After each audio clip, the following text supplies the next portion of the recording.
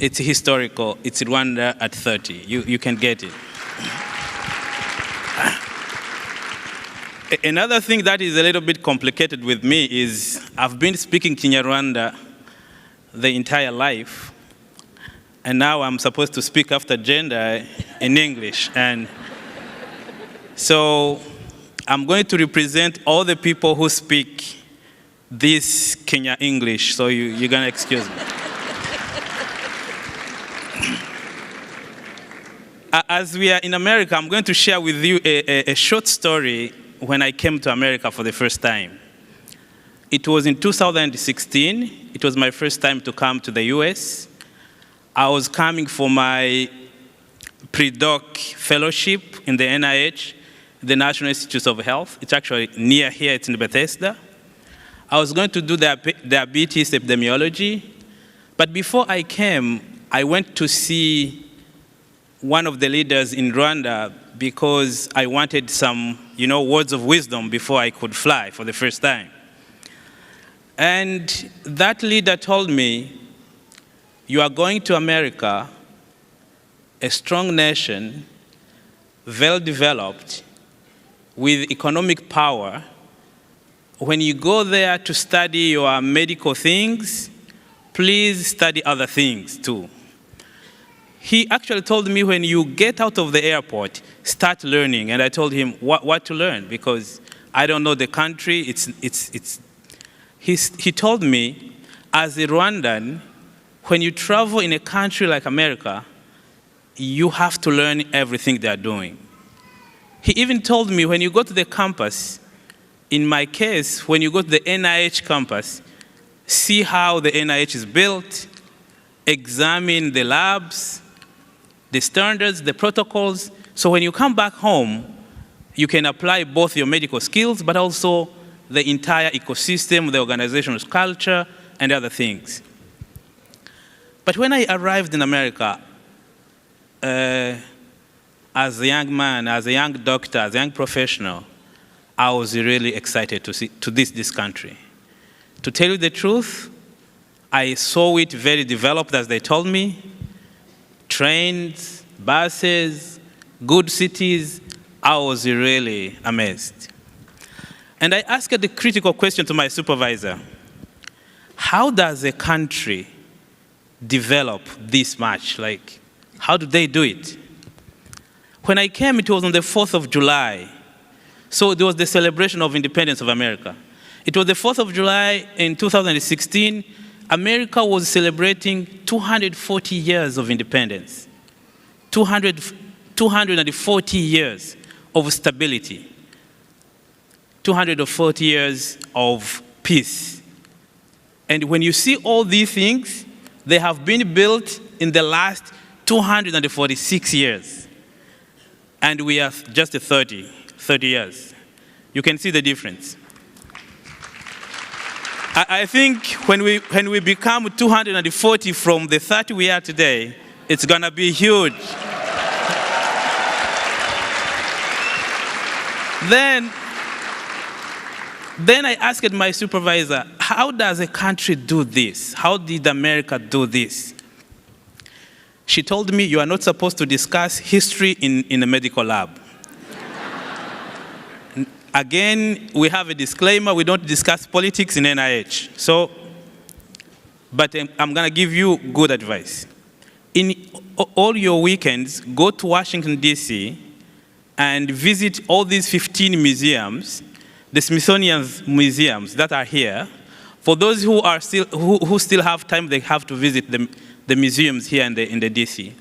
And then visit Lincoln Memorial, Thomas Jefferson Memorial, Washington Monument, Martin Luther King Memorial, and if you have time, go to Maryland and even visit the Harriet Tubman. So I went to all of those places.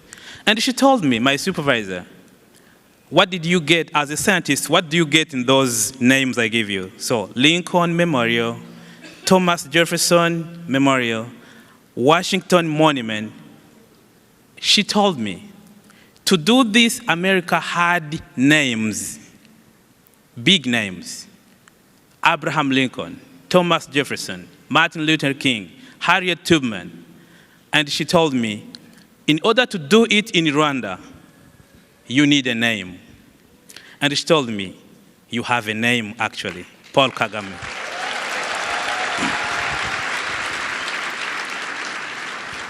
She told me in Rwanda, in the last, of course today, in the last 30 years, you have a name.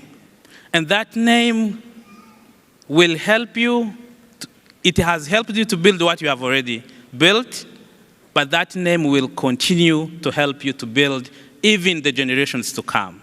So there is always a name in a developed country. My supervisor even told me, if you go in other countries, go to Singapore, there is a name, Lee Kuan Yew. In any country you go, and she asked me, did you pass by Paris? I said no. But there is also an airport called the CDG. There is, CDG is what? Is Charles de Gaulle. There is always a name behind a very developed country. And Rwanda, we have a name, guys.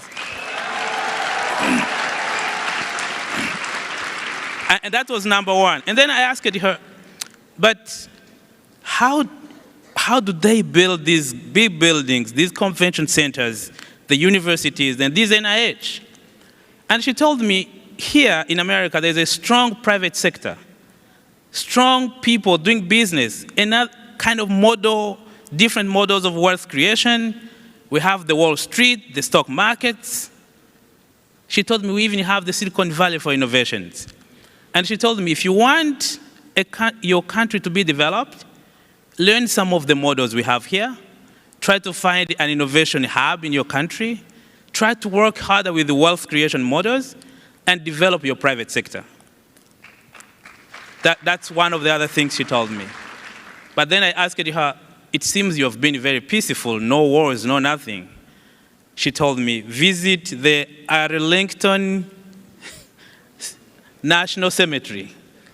So she sent me to Arlington National Cemetery, and then I asked her, a big cemetery with the military graves. And I asked her, why do you want me to go there? And she told me, for a nation to be like this, to be peaceful for this long, 240 years, you need a strong military.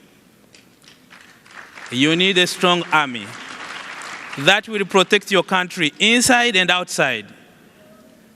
And I told her that, as far as I know, in Rwanda, when you ask the population of Rwanda, who are you satisfied with? They will tell you 99.9% we are satisfied with the president. Next, we are satisfied with our military. And I think we are there. So to tell you what I learned in America, the only thing I kept asking, Ambassador, it's the wall in the on the neighboring countries, the wall. Like, you always have issues with the neighbors. So then I always ask, why, if you are developed, peaceful, strong, you want to build a wall? And the easy answer is, neighbors are always like that. So you need to... You need to always deal with the neighbors. When they are hungry, they will think you have taken their food.